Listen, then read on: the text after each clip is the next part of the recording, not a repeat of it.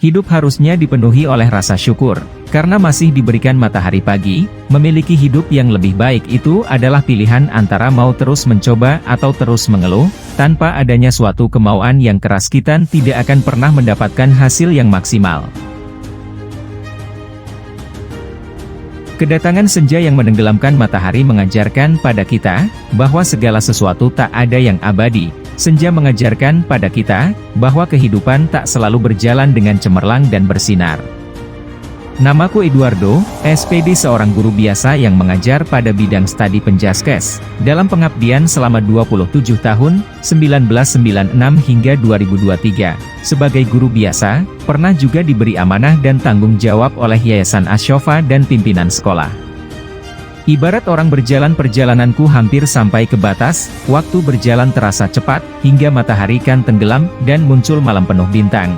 Kini aku sudah berada di puncak tertinggi dari suatu pengabdian. Terima kasih buat Yayasan Asy-Syafa, Direktur Pendidikan, pimpinan sekolah, sahabat guru dan karyawan atas amanah dan kepercayaan yang diberikan. Buat teman-teman guru dan karyawan, terima kasih atas kerjasamanya dalam berbagai kegiatan dan berbagi suka dan duka dalam meraih mimpi. Asy-Syafa satu di dunia, kenangan kita akan selalu abadi. Inilah seuntai kisahku, yang masih jernih di ingatan. Pekanbaru, 15 April 2023, E2RD 68. Yayasan Asy-Syafa berdiri pada tanggal 2 Mei 1991.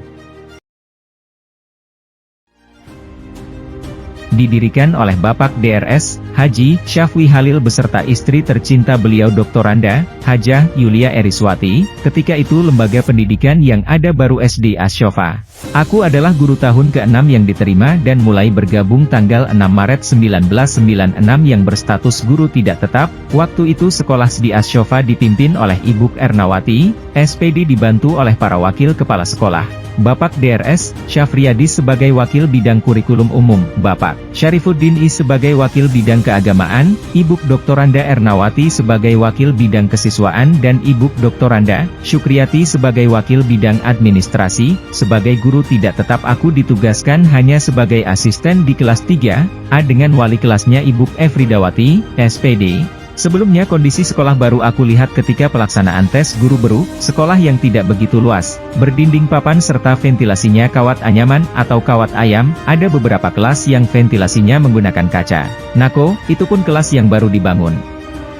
Tahun ajaran baru 1996 hingga 1997 kami guru-guru baru, diangkat sebagai guru percobaan dengan gaji pokok Rp106.125 sebulan. Desember 1996 aku diangkat sebagai guru tetap yayasan dengan gaji pokok naik menjadi Rp125.000. Alhamdulillah. Ya Allah. Pada awal 1997 aku bisa membeli kendaraan bekas, Astrea 800 warna hitam. Tidak banyak kawan-kawan guru pada waktu itu yang mempunyai kendaraan, ada sekitar 6 orang yang memiliki kendaraan, yang lainnya berangkat dengan jalan kaki atau angkot. Selama masa magang dan orientasi banyak hal yang tak terduga. Pertama, guru-gurunya masih muda-muda dan berstatus lajang. Semua terlihat kompak dalam berbagai kegiatan, bisa dihitung dengan jari guru-guru yang sudah berkeluarga, kepala sekolah masih lajang dan gadis termasuk para wakil kepala sekolahnya.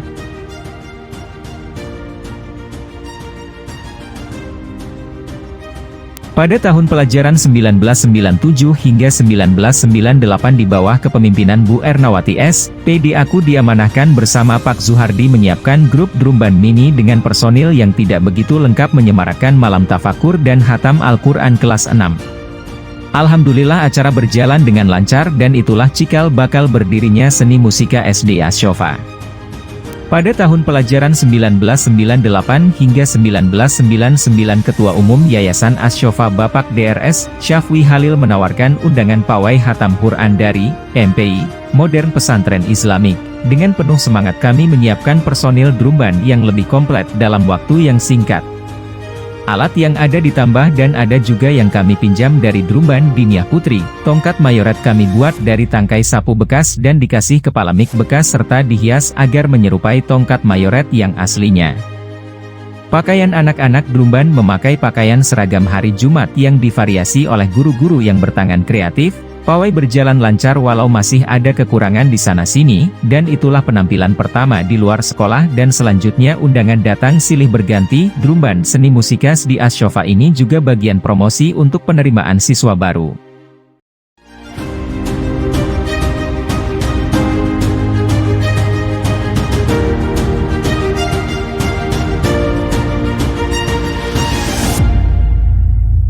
Untuk pertama kalinya aku diangkat sebagai ketua pelaksana kegiatan evaluasi akhir tahun bersama Ibu Samsinar, AKMD dan kawan-kawan, yang mana kegiatan itu kami beri nama, Sersani, Serius, Santai dan Islami yang diadakan di Alam Mayang pada bulan Desember 1998 dengan motto kami, masa depan Ashofa adalah masa depan kita semua. Banyak hal yang dapat dirangkum intisarinya dalam kegiatan evaluasi akhir tahun tersebut.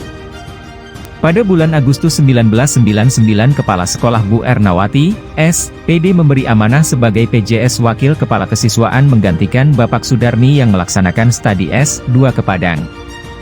Dan bulan September 1999 dilantik menjadi Wakil Kepala Sekolah Bidang Kesiswaan periode 1999 hingga 2001 dengan Kepala Sekolahnya Pak Aprinandes, S.Pd.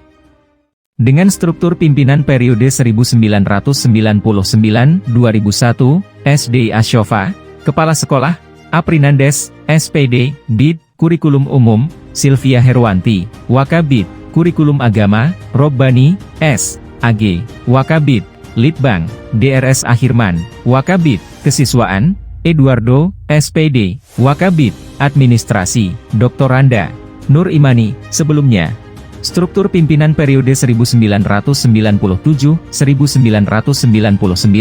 SD Ashofa, Kepala Sekolah, Ernawati, SPD, BID, Kurikulum Umum, Aprinandes, SPD, Wakabid, Kurikulum Agama, Robbani, S. AG, Wakabid, Litbang, DRS Ahirman, Wakabid, Kesiswaan, Sudarmi, SPD. Pada tahun pelajaran 1999 hingga 2000 minat orang tua untuk memasukkan anaknya ke Ashofa semakin meningkat, sedangkan kelas dan lokasi sekolah tidak memungkinkan lagi. Maka diputuskanlah oleh yayasan dan rapat pimpinan sekolah bahwa sekolah Ashofa harus pindah ke lokasi yang baru, ditambah lagi pemilik lahan menaikkan sewa tanah yang dipakai oleh SD Ashofa. Maka pada libur catur wulan 1. Sekitar bulan Oktober 1999 dengan semangat gotong royong semua guru dan karyawan bahu-membahu memindahkan semua barang-barang dan perlengkapan yang ada. Banyak kendala yang dirasakan oleh guru-guru dan wali murid, di mana guru-guru banyak yang tidak memiliki kendaraan serta timbulnya pemikiran orang tua akan memindahkan anaknya ke sekolah lain karena jaraknya yang begitu jauh serta jalan yang belum diaspal dari Simpang SK ke lokasi sekolah baru. Tapi semua itu ada saja solusinya. Pada tanggal 15 Oktober 1999, yang jatuh pada hari Sabtu, semua barang besar sudah clear dibawa ke lokasi sekolah baru dan sebagian sudah ditata dalam kelas. Alangkah leganya hati guru-guru menempati gedung baru. Alhamdulillah juga entah tahun berapa mulainya cinta bersemi dan aku menemukan jodoh salah seorang guru Ashofa, yang menjadi momen penting tanggal 15 Oktober 1999, pada malamnya kami melaksanakan akad nikah. Ashofa benar-benar berkah.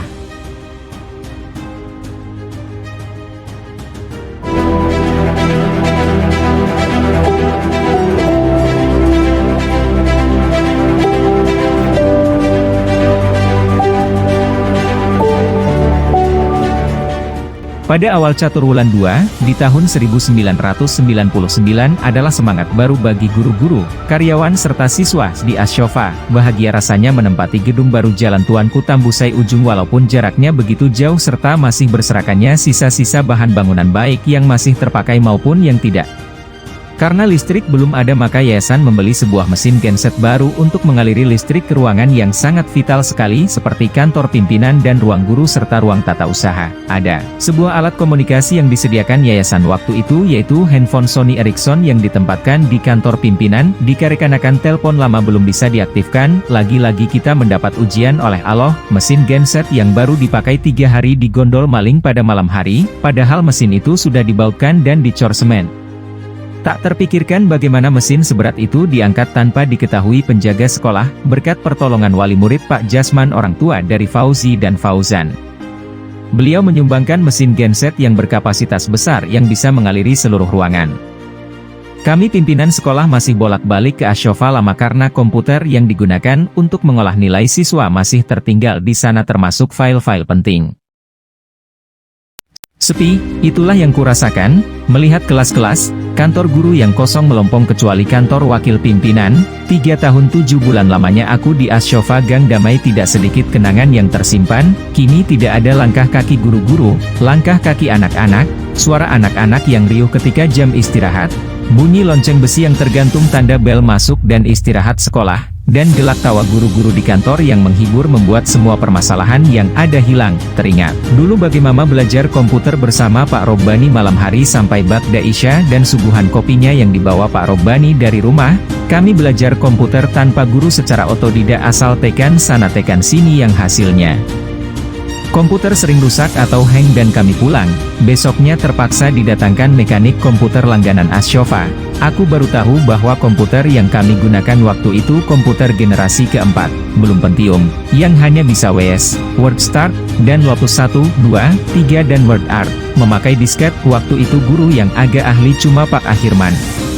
Dari cerita kawan-kawan, komputer yang ada waktu itu adalah sumbangan dari Caltech. Barangkali Caltech sudah mengganti komputernya dengan generasi kelima, yang sudah berbasis Microsoft Office, MS Word, Excel, PowerPoint DLL, serta fitur-fitur canggihnya waktu itu. Tapi walaupun memakai komputer generasi keempat, tapi rasanya Ashofa sudah terdepan karena sekolah-sekolah lain belum seberapa yang penggolahan nilainya pakai komputer. Semangatku untuk bisa komputer sangat tinggi. Dari hari ke hari rajin bertanya ke Pak Ahirman dan banyak rumus-rumus Lotus 1, 2, 3 yang diberikan, termasuk bertanya ke kawan-kawan yang lain. Siang bertanya, malamnya kami praktekkan lagi dan sering rusak lagi komputernya. Dengan semangat pantang menyerah, perlahan tapi pasti akhirnya bisa juga mengoperasikan komputer. Pak Nofizar Zain yang menjabat sebagai bidang kepegawaian di Yayasan Ashofa kala itu sudah menjinjing laptop untuk rapat guru. Dengan yayasan, ditambah lagi beliaulah satu-satunya pengurus yayasan yang sudah menggunakan handphone. Ini baru canggih, pikirku, dalam kesendirian di Ashofa Lama. Kadang-kadang ditemani oleh Pak Maivendra dan Pak Robbani, aku mengumpulkan puing-puing atau papan-papan yang masih bisa dipakai untuk membuat papan nama-nama kelas. Dengan alat tukang seadanya dan memohon beli kuas dan cat ke Pak Aprinandes. Akhirnya selesai juga papan nama-nama kelas dengan menamakan kelas tersebut dengan nama-nama sahabat dekat Nabi, berbahasa Indonesia dan Arab, dan papan siap dipasang dan digantung. 2 minggu setelah nikah di tanggal 15 Oktober 1999. Aku baru melaksanakan pestanya di awal bulan November 1999 di mana kawan-kawan guru di Ahad itu masih sibuknya mendekor kelas. Setelah pesta aku dapat cuti 1 minggu. Tapi pikiran tetap ke sekolah, maka hari Rabunya aku masuk sekolah. Masih banyak PR yang masih dipikiran, apalagi anak-anak belum terima raport. Karena keputusan pindah waktu itu sudah bulat, maka anak-anak selesai ujian langsung libur. Apalagi operator komputer yang bernama Mila mengundurkan diri, terpaksa kami gotong royong menuntaskan pengolahan nilai. Hal yang menarik di sekolah baru adalah pengumuman pemuncak kelas dari kelas 1, 6 di ruangan kelas yang sudah didesain bisa dijadikan aula.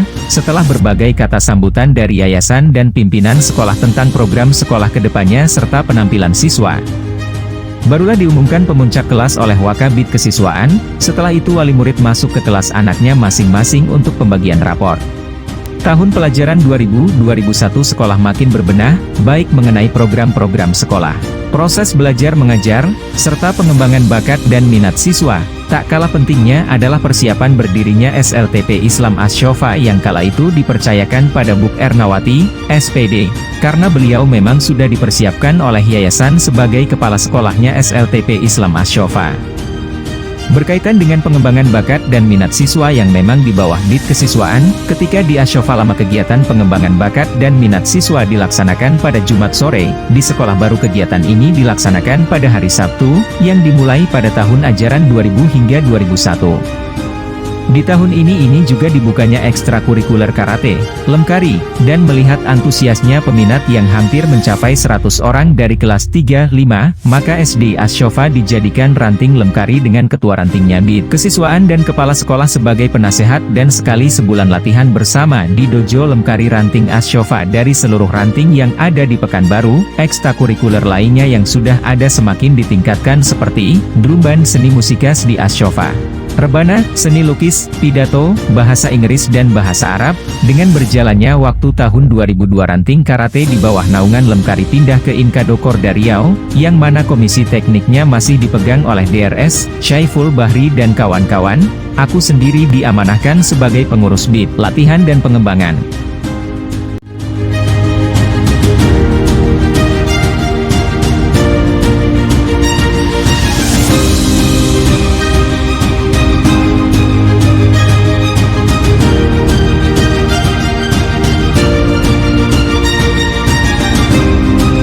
Tahun 2000 berdiri SLTP Islam Ashofa. Yayasan Ashofa menunjuk Bu Ernawati, SPD sebagai kepala sekolah, dan dibantu oleh para wakil kepala sekolah. Wakil bidang kurikulum umum dijabat oleh Pak Ahirman. Bidang keagamaan dijabat oleh Pak Robbani, sedangkan bidang kesiswaan dijabat oleh Pak Edardo. Tahun 2001 berdiri Dlumband SLTP Islam Ashofa yang dilatih oleh Pak Dedi Agustin dan Pak Zuhardi, di bawah koordinator bidang kesiswaan. Selanjutnya pada periode 2001-2003 dipercaya lagi sebagai wakil bidang kesiswaan SD Ashofa, dengan kepala sekolahnya Pak Aprinandes, SPD, dan tahun 2003-2005 dipercaya sebagai wakil kepala sekolah bidang kesiswaan SMP Islam Ashofa dengan kepala sekolahnya Pak Aprinandes, SPD, dan waktu itu direktur dijabat oleh Ibu Ernawati, SPD, dan untuk pertama kalinya latihan dasar kepemimpinan siswa, LDKS, SMP Islam Ashofa bekerja sama dengan Satuan Brimob Polda Riau.